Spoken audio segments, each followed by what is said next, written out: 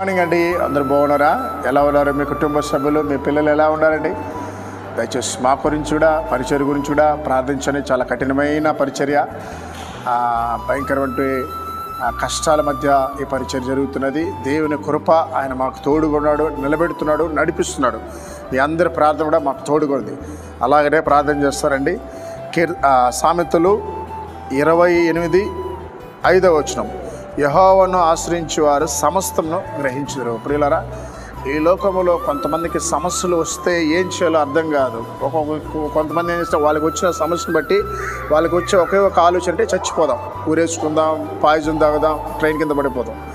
కొంతమందికి ఏంటంటే నాయకుల్ని ఆశ్రయిస్తారు.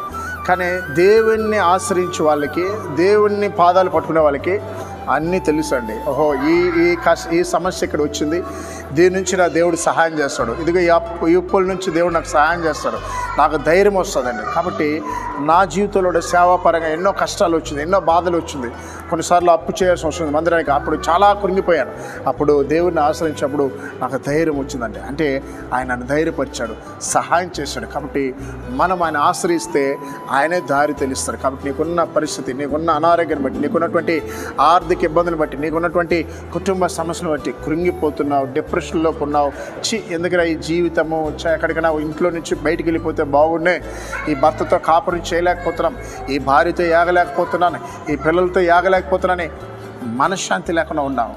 అయితే దేవుడిని ఆశ్రయించి చూడు, ఒక అర్ధగంట ప్రార్థన చేసి చూడండి. ఒంటరిగా వెళ్ళండి, మిద్ది మీదకి వెళ్ళండి, గదిలోకి వెళ్ళండి, తలుపేసుకోండి, ఏడవండి, మీ హృదయాన్ని కుమ్మరించండి, మీ బాధని, మీ అవమానాన్ని దేవుని చెప్పండి. నీకు నెమ్మదిని, సమాధానం దేవుడు దయచేస్తాడు. యేసు తలలో నుంచి ప్రార్థన చేద్దాం. మహోన్నతుడా, పరిశుద్ధుడా, ఉదయకాల వాగ్దానం బిడ్డల మీద నీకు ఆశీర్వాదం నిలిచిన గాక నా ప్రభా.